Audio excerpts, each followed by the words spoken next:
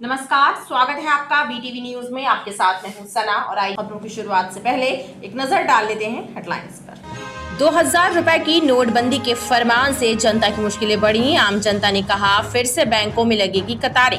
विपक्षी दल ने नोटबंदी को बताया चुनावी स्टंट। मध्य प्रदेश विधानसभा नेता प्रतिपक्ष डॉक्टर गोविंद सिंह ने शिवराज सरकार पर लगाए आरोप। उन्होंने कहा कि प्रदेश सरकार है घोटालों की सरकार। शिवराज के राज में फल फूल रहा है भ्रष्टाचार। एक और नोटबंदी के फरमान से आम जनता एक बार फिर हैरान है। 8 नवंबर 2016 को रात 8 बजे टीवी पर 500 और 1000 के नोट तत्काल चलन से बाहर किए जाने की घोषणा हुई थी।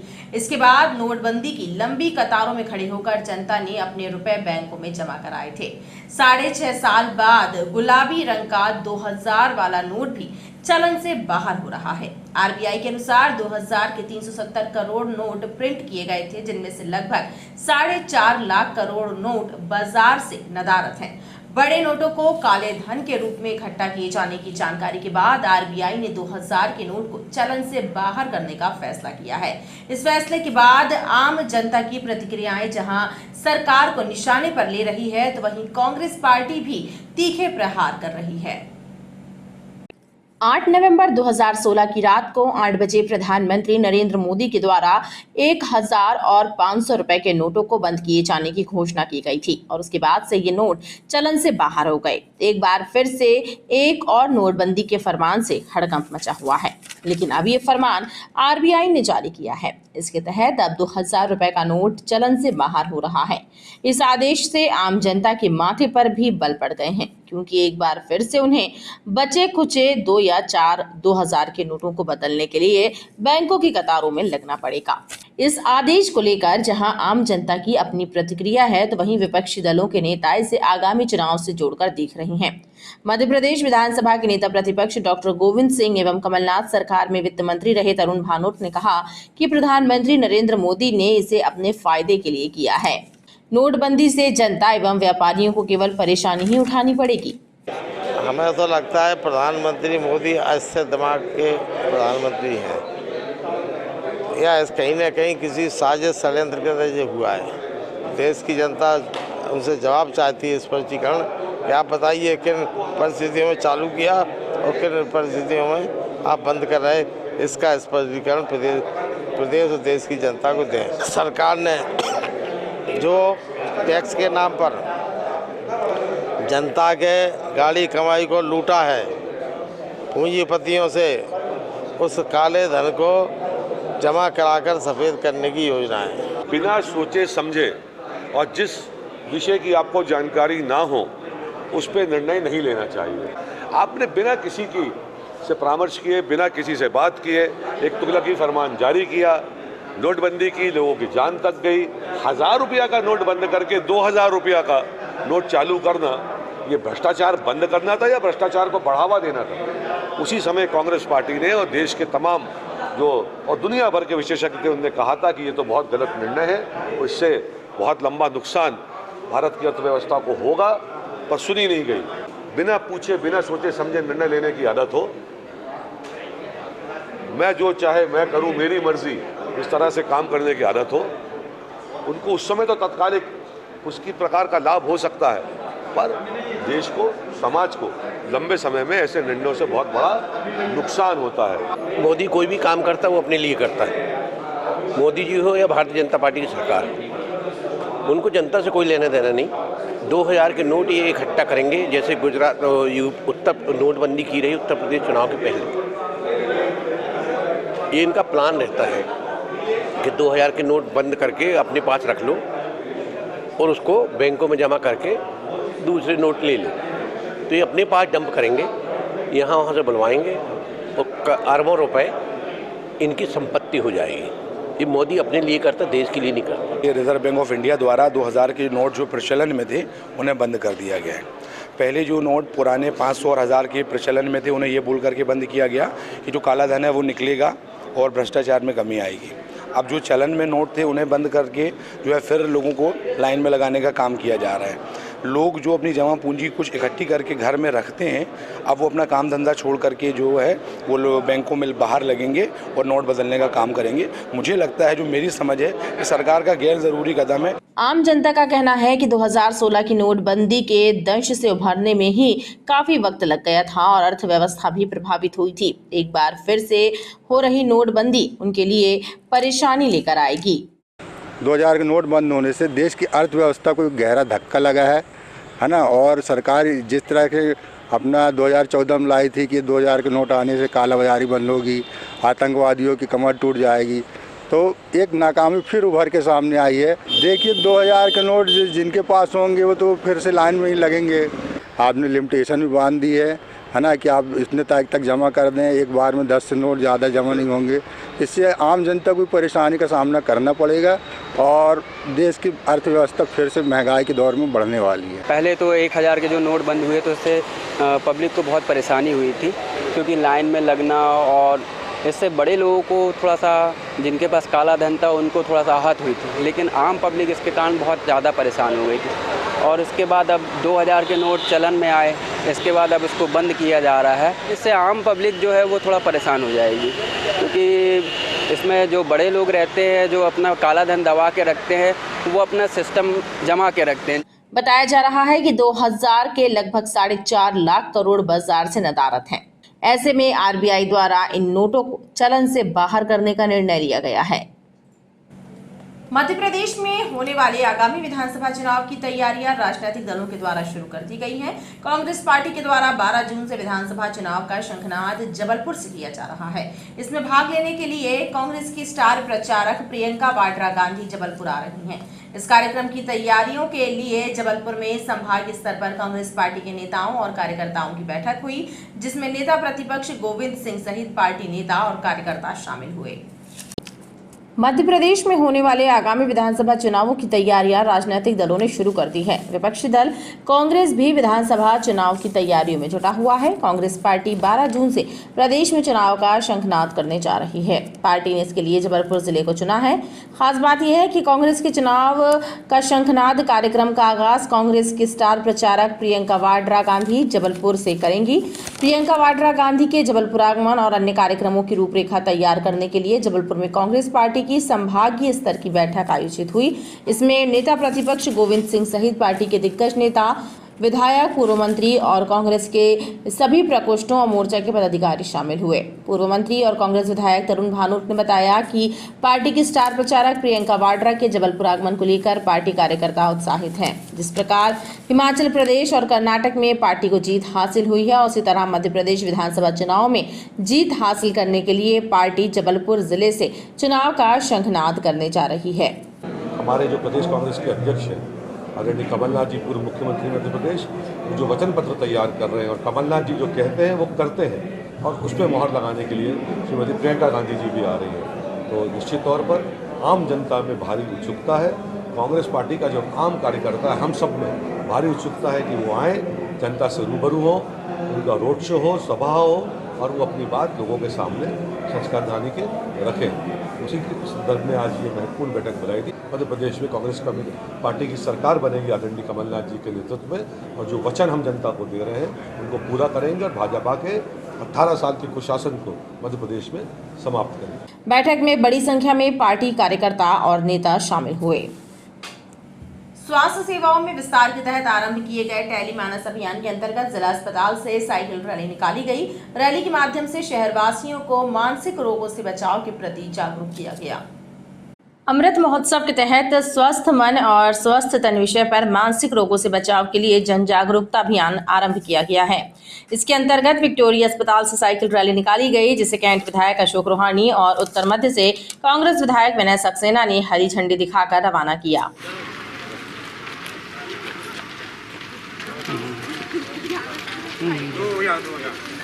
सिविल सर्जन रत्नेश कुररिया ने बताया कि स्वास्थ्य सेवाओं में विस्तार के लिए टेली मानस अभियान आरंभ हुआ है, जिसमें मानसिक बीमारियों के कारण एवं निवारण संबंधी गतिविधियां आयोजित की जा रही हैं। इसी के तहत साइकिल रैली निकालकर लोगों को इन बीमारियों से बचाव के प्रति जागरूक किया गया। अभियान का उद्देश्य है कि जन सामान्य तक मानसिक रोग के बारे में जो भ्रांतियाँ हैं उनको हम दूर कर सकें और चूँकि मध्य प्रदेश शासन ने सभी जिले में मानसिक रोग के उपचार की पृथक से व्यवस्था मन कक्ष में कर दी है, तो सभी बीमारियों का उपचार सभी जिला चिकित्सालय में उपलब्ध है। हमारे विक्टोरिया चिकित्सालय में भी 2011 से पृथक रूप से मानसिक रोग विभाग में सभी बीमारियों का हम लोग समुचित उपचार कर रहे हैं। आज एक विशेष साइकिल रैली के माध्यम से लोगों में जागरूकता प्रचार प्रसार करने हेतु एक आयोजन किया गया है। साइकिल रैली नगर के प्रमुख मार्गों का भ्रमण कर जिला अस्पताल में समाप्त हुई। शासन की मंशा के अनुसार अस्पतालों में आदर्श टीकाकरण केंद्रों की स्थापना की जा रही है। इसी के तहत जिला अस्पताल में भी टीकाकरण केंद्र स्थापित किया गया है, जिसमें 5 वर्ष तक की आयु के बच्चों को टीके लगाए जाएंगे और उनकी शारीरिक विकास संबंधी जांच भी समय समय पर की जाएगी। जिला अस्पताल में आदर्श टीकाकरण केंद्र की स्थापना की गई है, जिसका उद्घाटन कैंट विधायक अशोक रोहाणी एवं उत्तर मध्य विधायक विनय सक्सेना द्वारा किया गया।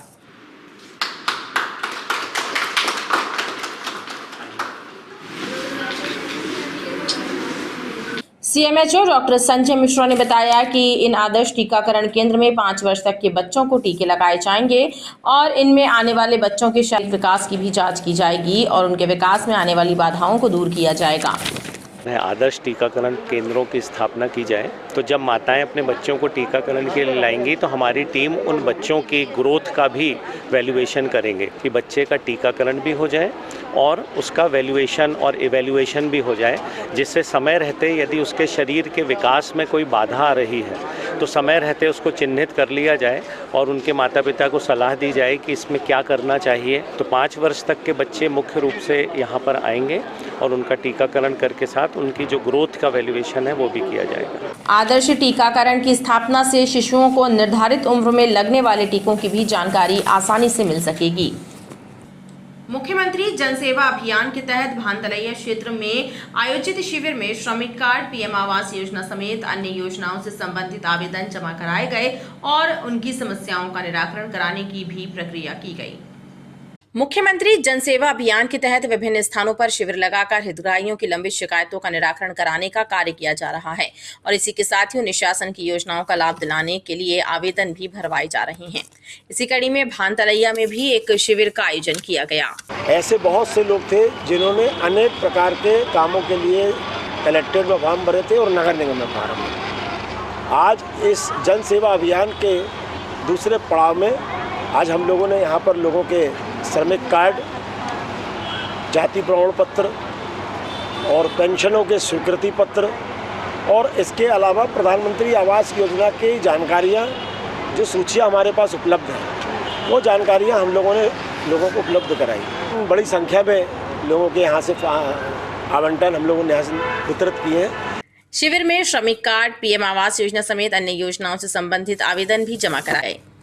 पिछले दिनों हुई बरसात के कारण प्याज की हालत भी खराब हो गई है। प्याज खराब होने की वजह से उसके दाम भी फुटकर बाजार में बढ़े हैं और थोक बाजार में भी अगले कुछ दिनों में प्याज की कीमत पर असर देखा जा सकता है।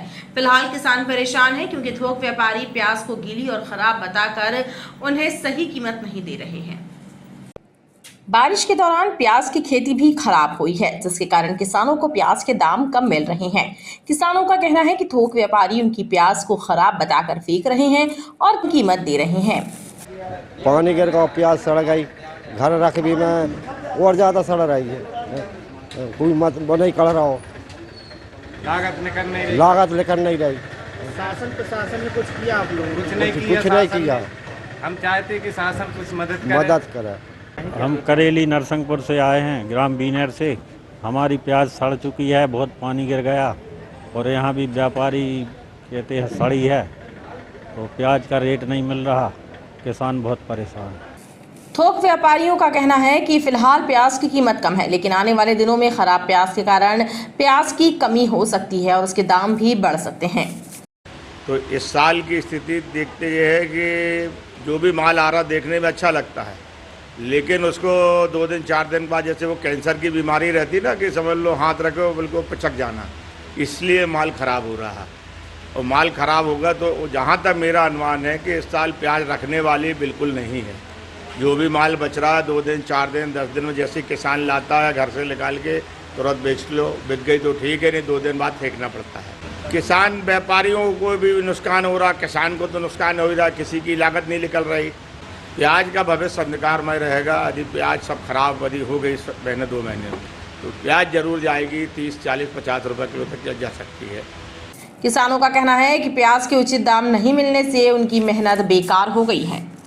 गौरी घाट में नर्मदा स्नान के लिए आने वाले लोगों ने नदी के जल स्तर को प्रदर्शित करने वाले चिन्हों को लगाने की मांग की है। श्रद्धालुओं का कहना है कि नदी की गहराई को मापने संबंधी सूचकांक लगाने से भक्तों को पानी की गहराई का पता चल सकेगा और वो गहरे पानी में जाने से भी बच सकेंगे। गौरी घाट में नर्मदा स्नान के लिए रोजाना बड़ी संख्या में लोग पहुंचते हैं, लेकिन कई बार नदी की गहराई का सही अंदाजा नहीं होने के कारण लोग हादसों का भी शिकार हो जाते हैं। ऐसे में उन्होंने गंगा घाटों की तर्ज पर गौरी घाट में भी गहराई मापन सूचकांक लगाने की मांग की है, ताकि स्नान कर रहे लोगों को नदी के पानी का स्तर पता लग सके और वो गहराई में जाने से बच सकेंगे। इन घाटों में जो सूचक होते हैं कि यहाँ पर गहरा पानी है, उछला पानी है, ये ना होने के कारण लाखों लोग, हजारों लोगों को असुविधा का सामना करना पड़ता है। कई लोग डूबने से बचते हैं और अभी आपने देखा दद्दा घाट में 2 नौजवान का दुखद निधन हुआ डूबने के कारण। इसलिए हम प्रशासन से मांग करते हैं कि तत्काल प्रभाव से मां नर्मदा के जबलपुर ज़िले में जितने भी तट हैं उन पर सूचक चिन्ह लगाए जाएं कि यहाँ पर गहरा पानी है, यहाँ पर उछला है, यहाँ पर खतरा है, यहाँ पर खतरा नहीं है। यहाँ पर मतलब इतना जो पानी छोड़ा जाता है, जो गहराई का ठिकाना यहाँ बताया नहीं जाता है, इसका एक लेवल नहीं लगाया जाता है। भाई बाहर से जो जितने लोग बाहरी जो आते हैं, यहाँ से जितने बाहरी लोग आते हैं, यहाँ से दूर दूर से आते हैं, भाई यहाँ पे डूब जाते हैं, कई लोग बह जाते हैं। इसका हम चाहते हैं इसकी एक सूचना वाली एक दे में इधर इतना गहराई है इस जगह में, भाई इतना फीट जगह 100 फीट वहाँ इतना है, तो उससे एक सूचना मिलेगा, हम पब्लिक को सूचना मिलेगी। ऑपरेशन शिकंजा अभियान के तहत पुलिस ने क्रिकेट का ऑनलाइन सट्टा खिलाने वाले 2 सटोरियों को गिरफ्तार किया है। सटोरिये ओम एक्सचेंज की 10-10 लाख रुपए की मास्टर आईडी पर क्रिकेट का ऑनलाइन सट्टा खिला रहे थे। पुलिस ने पनागढ़ क्षेत्र में एक निर्माणाधीन कॉलोनी के पास रोड के किनारे खड़ी कार में दबिश देकर सटोरियों को पकड़ा है और इनसे 1.25 लाख रुपए, वर्णाकार और मोबाइल फोन जब्त किए हैं। जिले में सटोरियों, जुआरियों और अवैध कारोबार करने वालों के विरुद्ध पुलिस का शिकंजा अभियान लगातार जारी है। इस अभियान के तहत पुलिस की टीम ने पनागढ़ थाना क्षेत्र में क्रिकेट का ऑनलाइन सट्टा खिलाने वाले 2 सटोरियों चंद्रेश केवट और अजय यादव को गिरफ्तार किया है।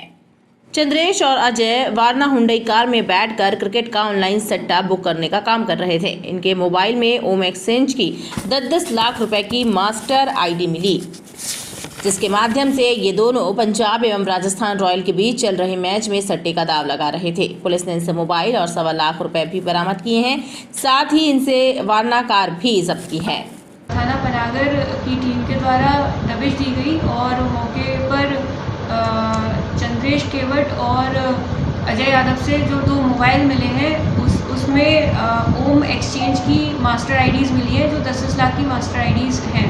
उनके द्वारा पूछताछ में बताया गया है कि एक सन्नी ठाकुर से उनको ये आईडीज़ प्राप्त हुई थी। इसमें चंद्रेश केवट और अजय यादव की गिरफ्तारी हो चुकी है और सन्नी ठाकुर की जो है तलाश पतासाजी की जा रही है और जो ह्यूंडई वर्ना कार है वो जब्त की गई है और इनसे 1,25,000 जो है नगद भी बरामद हुआ है, तो जिसका ये सट्टे की रकम है और इसमें 4 का सट्टा एक्ट के अंतर्गत तीनों के खिलाफ जो है कार्रवाई की गई है। पुलिस इस मामले में आईडी बांटने वाले संजीवनी नगर निवासी सनी ठाकुर की तलाश कर रही है। पकड़े गए दोनों आरोपियों के विरुद्ध पनागढ़ थाने में प्रकरण दर्ज 6 मामलों की विवेचना की जा रही है। मध्य प्रदेश की भाजपा सरकार घोटालों की सरकार है और शिवराज सिंह चौहान के कार्यकाल में भ्रष्टाचार फल फूल रहा है, लेकिन सत्ता पक्ष के नेता कांग्रेस पर आरोप लगाने में व्यस्त है। उल्टा चोर कोतवाल को डांट रहा है, ये कहना है मध्य प्रदेश विधानसभा के नेता प्रतिपक्ष गोविंद सिंह का। सर्किट हाउस में मीडिया से चर्चा करते हुए उन्होंने कहा कि यदि हमने भ्रष्टाचार किया तो सरकार साबित करके दिखाए।